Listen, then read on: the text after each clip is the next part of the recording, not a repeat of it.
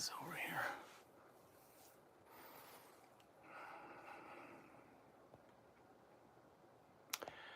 Hey Valentina, hey Jennifer, hey Chris, hey Bonnie, Susan, Melanie, Artsy Traveler. Hey Fred, thank you for moderating in the blue font.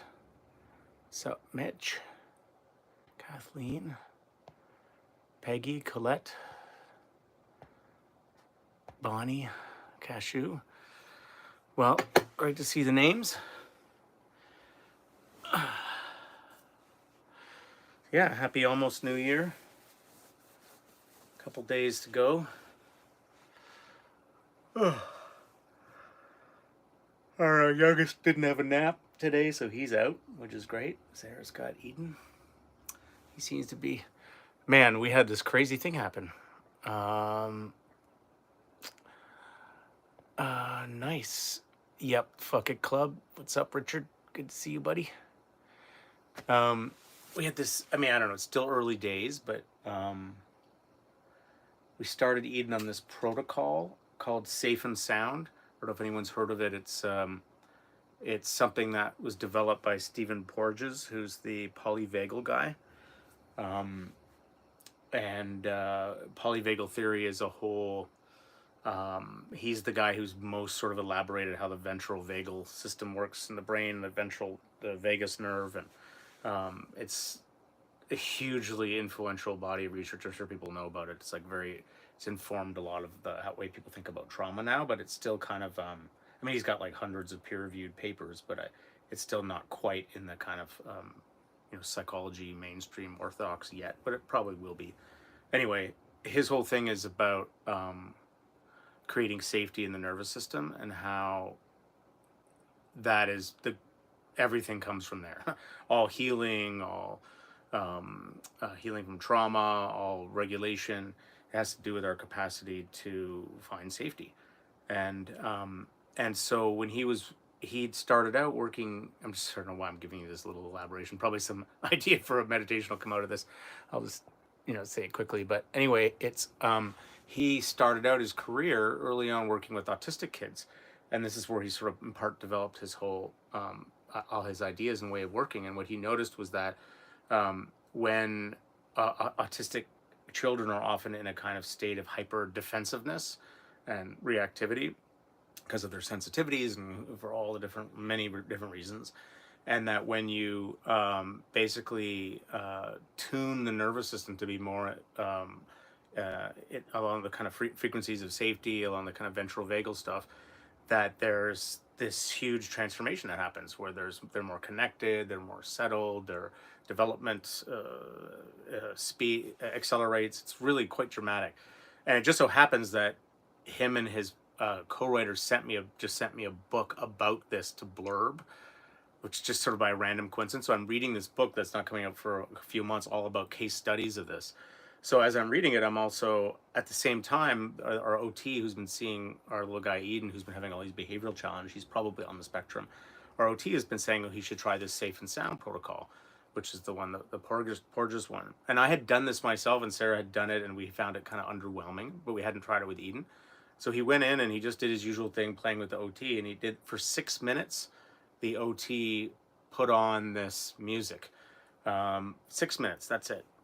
While he was playing, and that was that. I was sort of like, this is nothing. What could that possibly do? Just some. So what they do is they take regular music, any kind of music, but they basically tweak the frequencies so that they take out all the high frequencies and the low frequencies, which are, according to this theory, the high frequencies and low frequencies can create kind of subtle fight-flight responses in the nervous system, and instead they keep all the frequencies that model very calming human speech, and that this ends up being a kind of transmission that goes directly to the nervous system that creates more settling. Anyway, we did that, and I didn't think anything of it, and then that night, it was like Eden was a different kid. He was so settled and loving. He went and got his brother his stuffed animal. He was so connected, and it's been like that ever since. And we've done the protocol at home now a couple more times, just playing it in the background while he's playing, just for 10 minutes. And it's, who knows, it's still very, very early days, but it's both Sarah and I are like, what the fuck, that is so crazy. And it's crazy. And I mean, I feel like anyone who's got kids with challenges would do well to look into this as a one possible modality, but not just kids. There's a whole bunch of research showing that adults too, that it's a very great companion piece to other kinds of somatic trauma work. And although with adults, you have to really go slow, because it can create this opposite response initially, where telling the nervous system that you're safe when you've had a lot of unsafety in your life as an adult can actually tip you over into a kind of whole flight response. So there's a way of working with it that's very paced. But anyway, it's called the Safe and Sound Protocol. There's a book coming out about it in a few months called Safe and Sound, which if you want to read, you can research it. There's tons online, but very interesting. And so that's probably why my little guy's not freaking out right now. So Stephen Porgres, you're a genius, buddy. You probably get the Nobel Prize in medicine or peace or something. Problem is, everyone thinks it's, these alternative therapies, everyone thinks they're kind of new age bogus until they get a ton of research kind of bears them out. Then it becomes like status quo. It's always like that. It's like the three stages of how a paradigm enters into culture. It starts out as being like violently resisted and vilified by everybody. No, it starts out as being ignored. Second one is it gets violently resisted and repelled by every possible authority. And then the third one is it gets accepted as self-evident. So that might be the same case. So Leanne, okay, lots of interesting stuff here. I'd like to read all these comments later, about where it's covered, and another system called Mutti that Leanne's talking about. Thanks, Richard. Lots of people. Yeah, the name of the book is called Safe and Sound, but it's not out yet. It'll be out with Sounds True in about 6 months or something, or 4 months. If you want, I can send me an email. Well, no, I'm probably not allowed. It's an early draft. Anyway, just looking at some of these comments. So, no doubt I'll be coming up with some meditation ideas around this. And thought, I mean, I'll already do. And just one funny thought is, so nothing sound and frequency and vibration are so key to communicating safety in the nervous system, and in particular, the prosody, the melodic quality of the human voice is very regulating, or can be. And it made me think, as a meditation teacher, oh, of course, this must be part of what happens when you're guiding practice, that the voice of the tone, the quality of the guide itself, apart from everything else, everything that's being said, must be part of what helps with the settling. And I can also see why it would also be triggering for some people. Anyway, so let's, if you have never been to the Do Nothing Project, this is it. It doesn't normally start like this. Normally I just jump right into it. I'm Jeff, I'm your host. And Andrew Lenards normally is our, he is normally our moderator, but we got Fred Pond, an awesome community regular who's doing it. So thank you, Fred. Best email, Mitch, is just the main one, the contact to my website, which I'm going to be redesigning because it goes to Milan. So yeah, this is it. We just do a 25-minute meditation, lightly guided by me. You can ignore it. You can kind of do your own thing. The spirit of it is very minimal, meant to be kind of really accessible, and mostly, these days it's just about the community, all the people here you're saying hello. We've been doing it for about, I don't know, over 5 years, since before my kids were born, and it's been really great. So I'll just guide a simple practice. I'm curious to read some of these comments later. I haven't been able to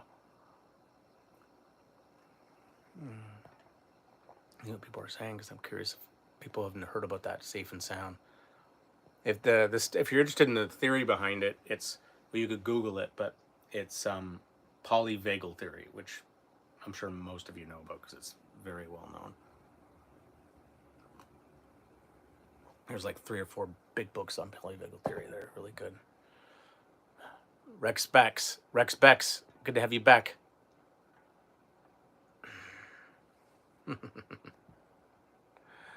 Okay, let's do this. Just gonna do 25 minutes here.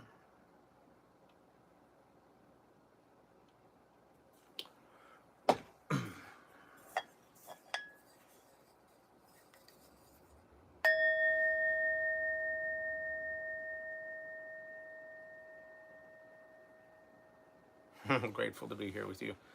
Grateful to be passing through the new year with you all. I know just what I'm going to do for our gratitude practice at the end. All right, so as always with the Do Nothing Project, if you have your own version of settling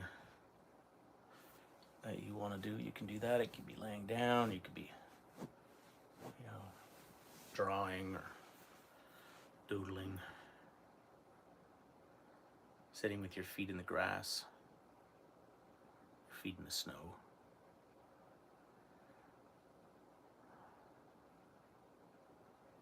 Or you could be in a more formal meditation posture.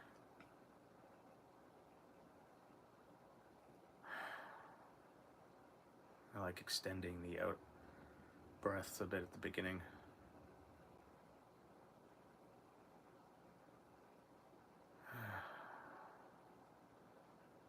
Kind of letting go there, and you can really feel, actually, if you tune in as you breathe out, there's this little pulse of relaxation in the diaphragm, this little downward motion, a little settling. So if you're lying down, you can really notice the feeling of the support of the ground under you. Same if you're sitting. So you're coming into your body, coming into a sense of contact with the ground. Maybe you've got a grounding mat under you. I just heard about those things too.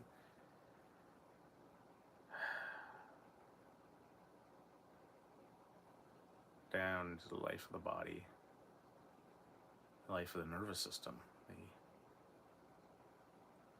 the electrical magnetic system of the body, all the way to the edges of your fingers, your toes, all around your viscera, all in the digestive system, the gut, all through the heart, the lungs, the throat, those nerves up the back of the head into the brain. But of course the ventral vagal winds down behind the ears, actually, so you can kind of, if you want to open your mouth a bit and kind of do a fake yawn.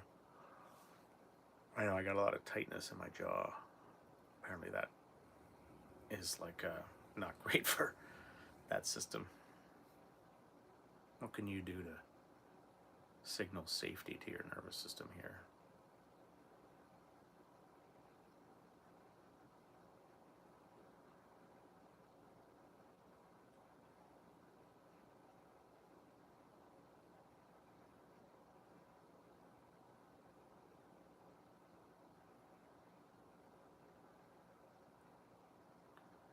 And as we're getting settled, we can practice that equanimity piece, which is all important.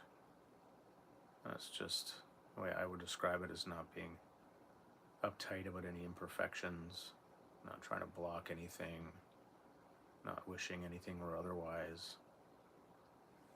Just let the moving flow of experience move through you and around you, the sounds, the sensations, the breath rising and falling.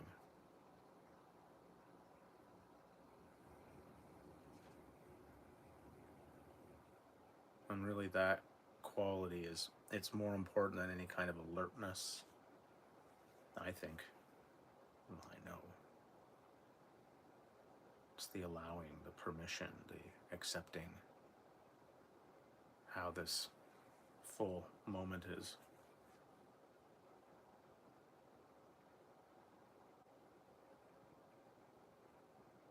Whether you're feeling sleepy, whether you're feeling awake, whether you're clear, whether you've got lots of thoughts, lots of feelings.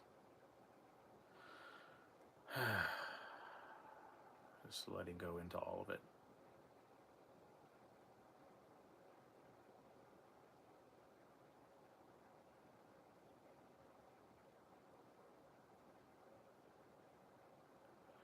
So from a nervous system safety point of view, the first things they do in any kind of trauma work is they help you connect to your resources. Something in your immediate sensorial experience that feels comfortable or neutral or easy to be with, even if it's not very exciting. And different people have different things that work for them.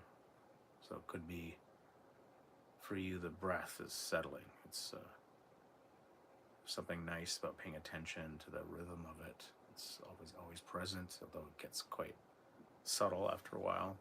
When you meditate, it can. But some people find the breath a bit activating. So you could always shift to a different body sensation, like warmth in the hands, or the feeling of ground, wherever you're making contact with ground, or even a point in the body, point in the heart or the gut, or between the eyes.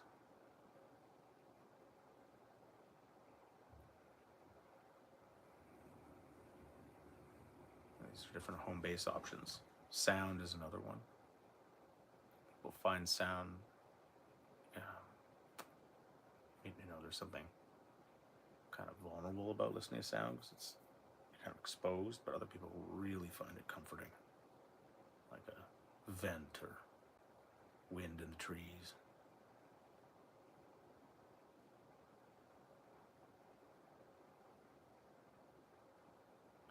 Oh, I should say also, there's touch. You could touch a blanket, or if you put a pillow on your chest, a heavy pillow, and feel that weight. Those can be meditation objects, home bases. And then finally, just eyes open or eyes closed, the visual space. Looking at a window, looking at the back of your eyes. Choose something that you want to hang out with for a bit.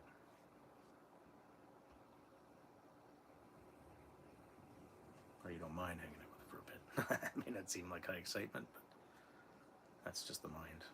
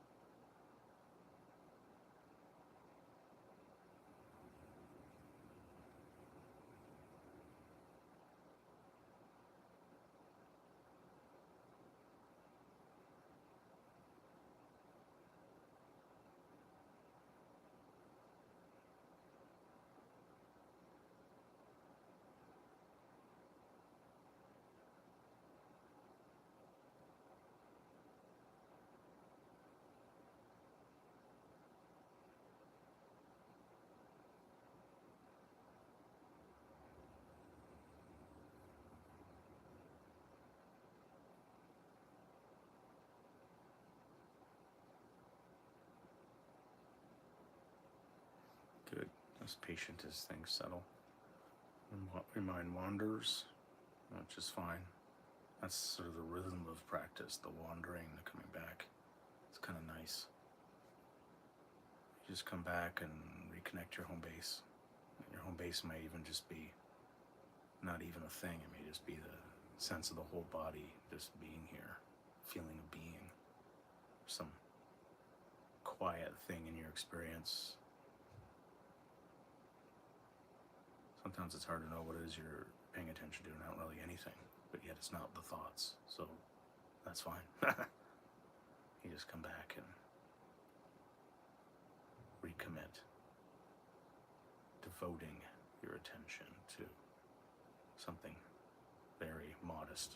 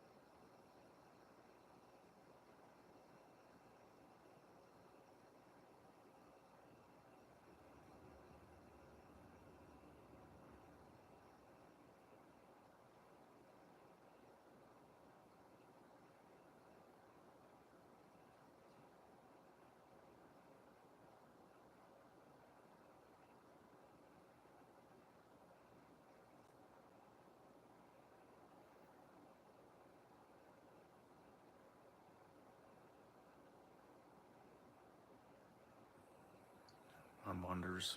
Come back just to right here. Just to some simple thing in your experience, including the most simple thing of all, just the baseline sense of existing, or maybe noticing your own awareness, spaciousness, quiet, stillness. Tuning into those absences can be a great home base.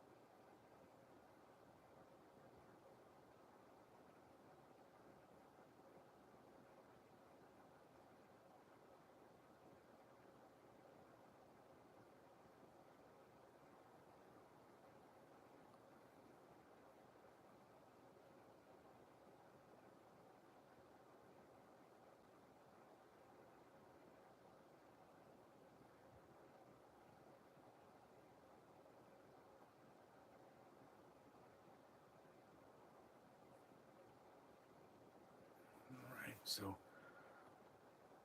the last few minutes, it'd be nice to, once you get a bit settled, to think about how you want to come back. It's like meditation's kind of like loosening the structure. Then you're rebuilding the structure too, like how you want to come back in the world, and the kind of classic things to focus on there are, compassion, gratitude, fellow feeling, loving kindness, appreciation. So, it is the end of the year, so it could be a good time just to do a bit of a gratitude practice, starting out with whatever small things you're going to choose to decide you're feeling grateful for in your life, like small things, sensory things too, like the quality of the weather or something, or sun on your face if sun came out. Feeling of contentment after a good meal, and gratitude for things in the home, familiar places, friends, family, animals.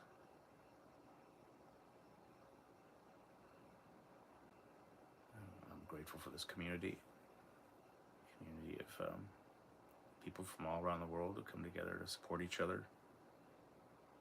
Got to know each other over the years. It's an amazing thing. Amazing. It's a real support. There's a feeling of acceptance.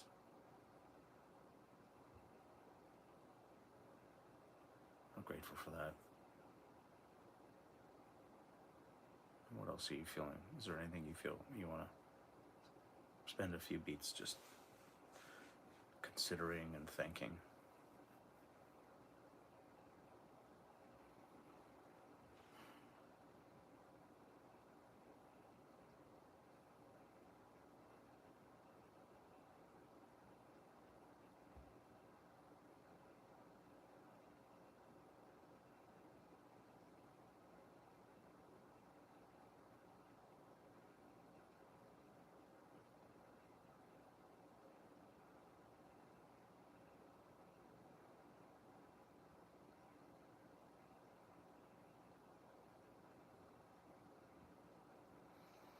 Yeah, thank you.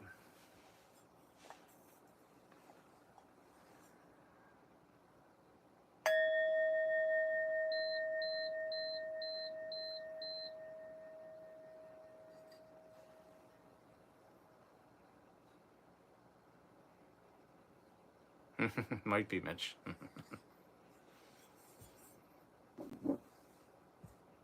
Nice. Thanks, Fred. Good to hang out with you. I don't want to forget to say, well, first of all, always Monday nights, the CEC, the Consciousness Explorers Club, have their own meditation sit with different friends of mine who teach. Sometimes I teach there, and it's a great community. If you're new to this community, that one sits at 7:30 on Mondays, and it's free like this one. It's on Zoom, but sliding scale too. But the CEC are doing, if you're interested in doing a little mini retreat, we're doing a weekend retreat this coming up weekend for New Year's. So the whole thing will be over Zoom, and there's an in-person component just for the Saturday in Toronto. So it's a kind of New Year's retreat. I'll be teaching on the Saturday morning, and Tasha Saturday morning, and that'll be in person in Toronto. You could find the information on my website, I think, or on the CEC website. But it's also virtual. The Friday night, the Saturday, and the Sunday will be virtual. So even if you just want to tune in for, a Saturday morning or something, it's a good way to ring in the new year. And the CEC is a not-for-profit, so everything is very accessible and affordable, and there's sliding scale, and it needs support. So it's good when people sign up for that stuff. So the CEC New Year's meditation retreat, and good to hang out, everybody. Oh, thanks, Fred. Fred put a link to my home base thing where I put a free meditation out every week. And this one was all about saying fuck it, which was very fun to write. Oh, there's no CEC sit for apparently December 30th. It's the New Year's retreat. Okay, so forget tomorrow. This is Friday, Saturday, Sunday, though.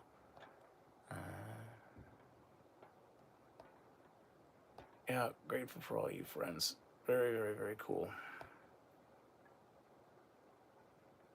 Nice, Myrna. I hope you feel better. Yeah, this is a dance party. That's right. Ruth on the Saturday night. Nice, Melanie. Great, Lori. I'm good to see you there.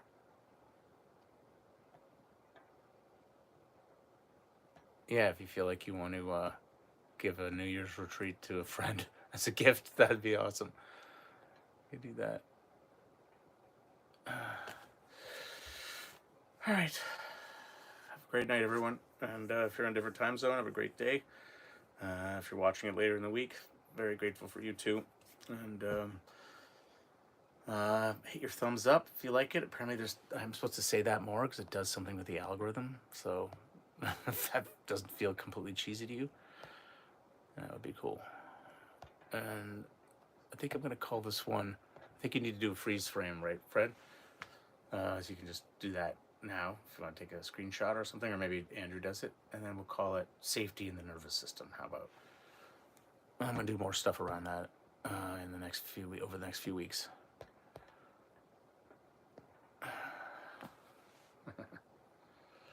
Okay, good night, everyone. Thanks again for